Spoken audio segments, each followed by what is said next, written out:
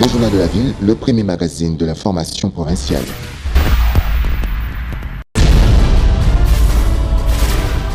Tout de suite, le journal.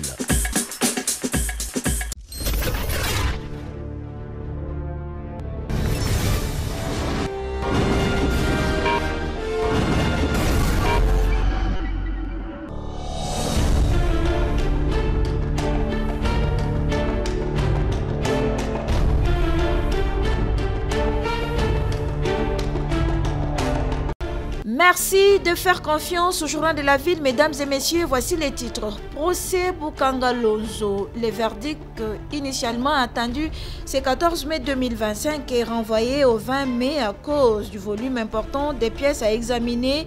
Dieudonné Kamouleta, président de la Cour constitutionnelle, évoque également la complicité des questions de droit encore à délibérer. C'est tout pour les titres. Encore une fois, bienvenue dans ce journal.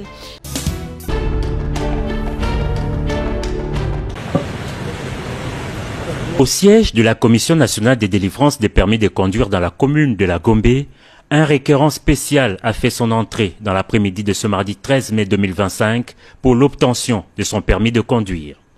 Accueilli sur place par le vice-premier ministre, ministre des Transports, Voies de communication et désenclavement, le président de la République Félix Antoine Tshisekedi Tshilombo, premier citoyen du pays, est venu prêcher par l'exemple. Entouré de la première ministre et de quelques membres du gouvernement, le chef de l'État, guidé par les prestataires de la SPC, Société des permis de conduire, a respecté la procédure en 5 étapes définies par la CONADEP, Commission nationale des délivrances des permis de conduire. Il a avant tout retiré son formulaire devant lui permettre de passer les tests. Sur un écran tactile, il a réussi avec brio son test théorique en répondant à une série de questions. La pratique a été réalisée sur un simulateur de conduite. Sa note excellente lui a ouvert la voie à l'enrôlement biométrique. Soucieux d'offrir aux Congolais un document sécurisé, le président de la République a reçu des prestataires des assurances quant à la fiabilité et la sécurité de ce permis de conduire. Procédure respectée, le permis de conduire imprimé a été remis solennellement au chef de l'État. Moment important pour le pays qui avait suspendu de plusieurs années la délivrance de cette pièce. Ces permis de conduire intègrent une puce électronique et répond aux standards internationaux.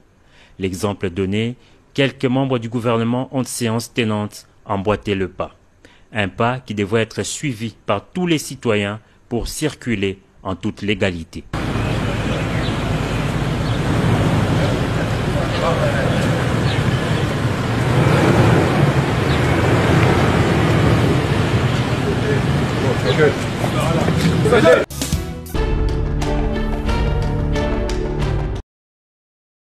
Engagé dans la lutte contre les violences urbaines et la réinsertion des jeunes vulnérables, la Fondation G24 sollicite un partenariat du ministère des Affaires sociales, Action humanitaire et Solidarité nationale conduit par Nathalie Aziza Mounana pour son implication active dans la réinsertion des jeunes désœuvrés à Kinshasa et son souci de voir les causes profondes des jeunes désœuvrés être prises en compte. Devenue une cible privilégiée pour le mouvement criminel qui exploite leur précarité, leur réinsertion efficace s'avère indispensable, insiste Dixon Mobimba, directeur général de la Fondation G24.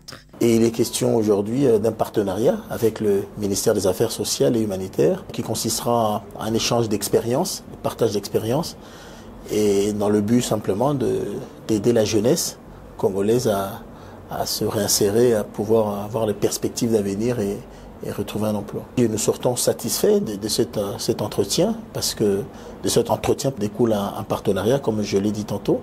Donc ce partenariat qui nous permettra à G24, de l'honorable Jean-Marie Koulassi, et au ministère, d'œuvrer ensemble dans l'intérêt de la jeunesse. Et donc très bientôt, très rapidement d'ailleurs, ce partenariat va être mis en place, un accompagnement du ministère également, et donc ça nous permettra, comme j'ai dit, d'atteindre ensemble nos objectifs.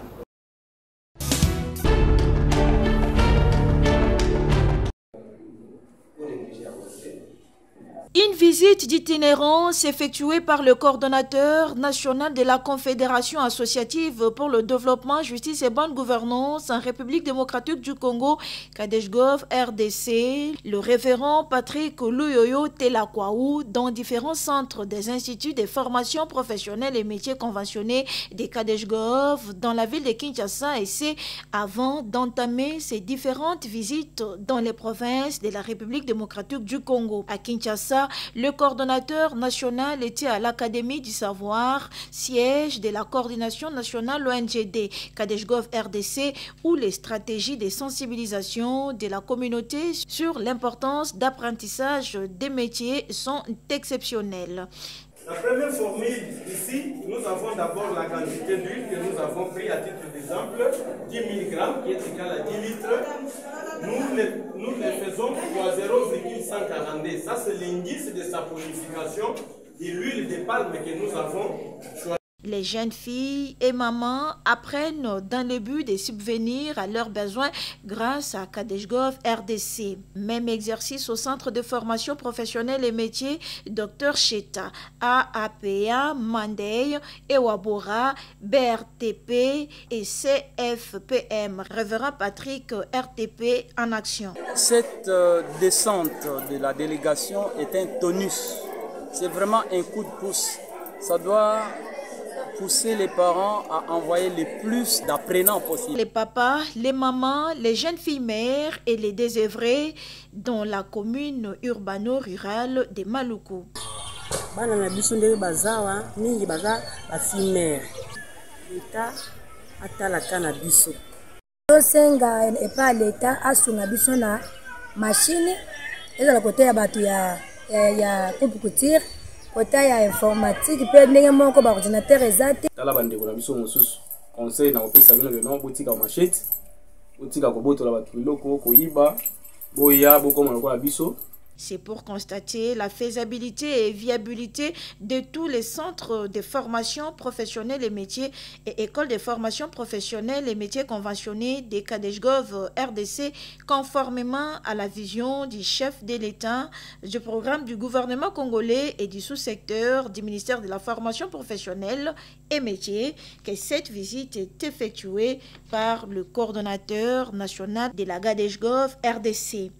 On observe, on constate par-ci par-là, nous avons sillonné tous nos centres et nous avons ciblé, parmi lesquels vous êtes les premiers.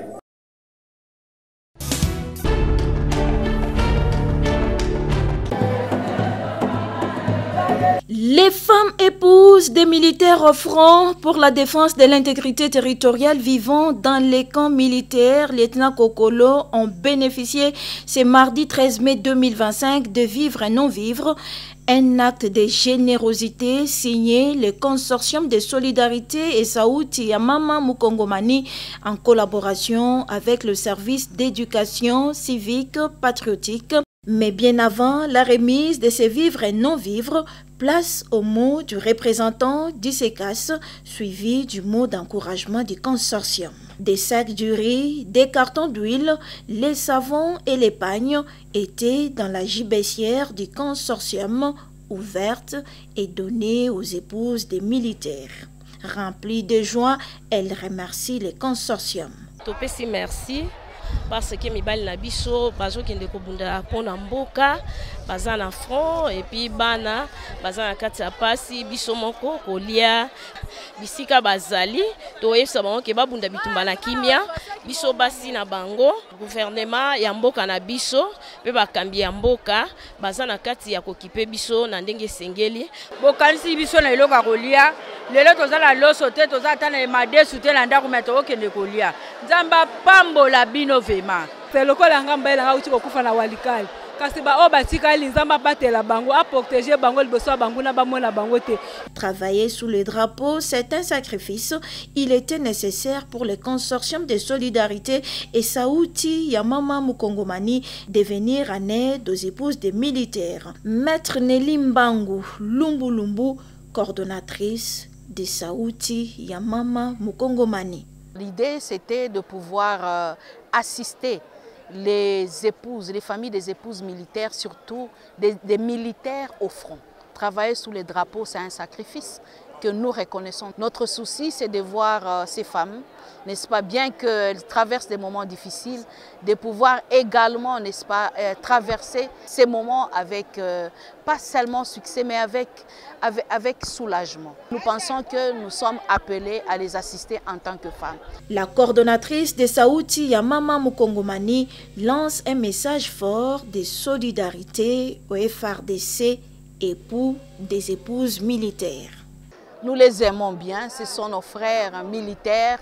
Nous savons que ce pays aura un jour la paix et ils pourront se reposer. Le souci pour nous, c'est de les voir, n'est-ce pas, retourner en vie. C'est dans le cadre du projet d'urgence de protection et de soutien aux moyens de substances des femmes et des filles touchées par les crises humanitaires dans l'Est de la République démocratique du Congo, financé par l'ONU Femmes, que cette activité de distribution des vivres et non-vivres aux épouses des militaires au front est rendue possible par les consortiums de la solidarité et Saouti Yamama Mukongomani.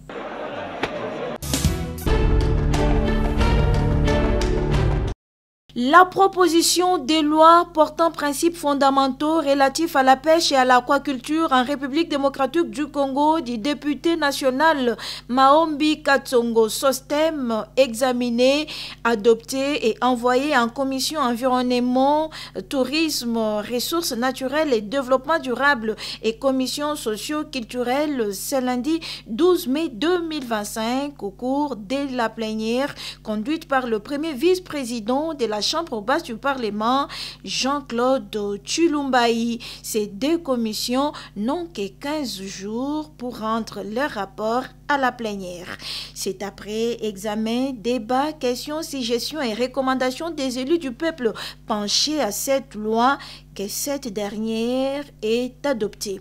Le porteur de la loi sur la pêche et à l'aquaculture en RDC, l'honorable député national Sosten Maombi, remercie ses collègues pour leurs interventions importantes et rassure qu'en respect de la Constitution, sa proposition de loi ne contient que les principes fondamentaux. C'était pour nous une opportunité de pouvoir travailler sur cette loi afin de pouvoir réguler ces secteurs ou alors donner la possibilité à la régulation de ces secteurs qui, pour moi, je considère deux secteurs très importants, à ce sens qu'ils interviennent dans le cadre du développement durable. Vous avez suivi les interventions des collègues députés qui ont soutenu la loi, d'autres sont passés pour argumenter même au-delà de ce que j'ai fait et d'autres ont donné même leur contribution. Nous avons accepté parce que la science voudrait assez que, car c'est la vérité, et plus on accepte les modifications par rapport peut-être aux erreurs qui se seraient glissées dans la loi, ça permet à ce que les choses avancent très rapidement. Venu pour soutenir et encourager les honorables députés nationaux à s'approprier cette loi à la pêche et à l'aquaculture en République démocratique du Congo, Patricia Maïcha Ishingwa, coordonnatrice du réseau pour le développement intégral de la RDC, REDIC et son équipe, se réjouit du plaidoyer mené. C'est une grande joie pour tous les membres de REDIC, le réseau pour le développement intégral du Congo, réseau qui encadre les acteurs non étatiques œuvrant dans la pêche et aquaculture en République démocratique du Congo. C'était notre combat de plaidoyer parce qu'en tant qu'acteurs non étatiques, société civile, nous militons pour de bonnes lois afin que ce secteur soit légiféré et que tous les acteurs qui y travaillent puissent travailler en ayant un soubassement juridique qui les protège. La République démocratique du Congo doit manger ses poissons et manger bio pour être en bonne santé.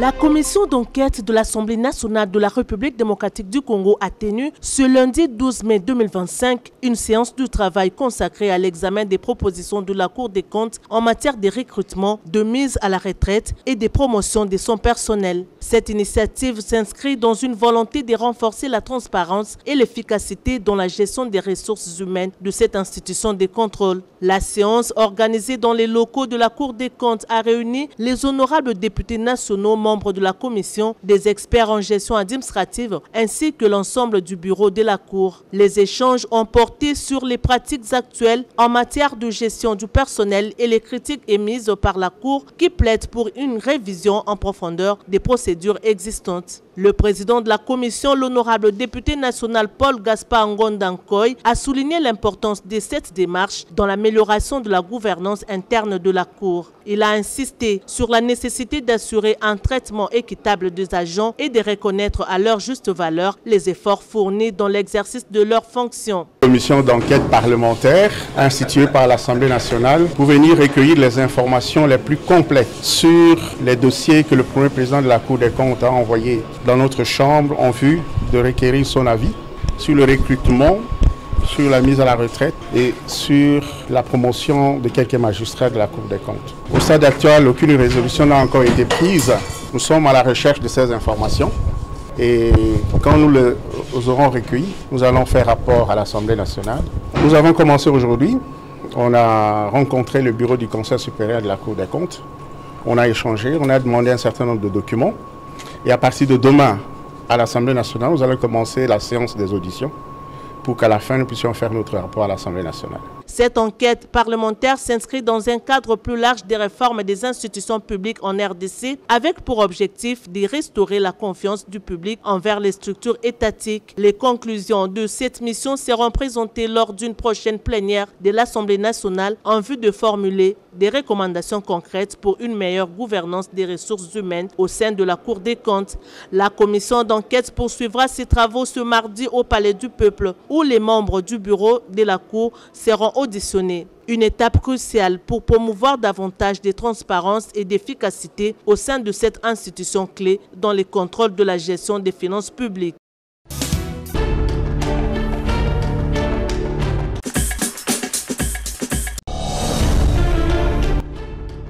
Nous sommes arrivés à la fin de ce journal de la ville, mesdames et messieurs. Merci de l'avoir suivi. Le prochain rendez-vous est fixé pour ce jeudi.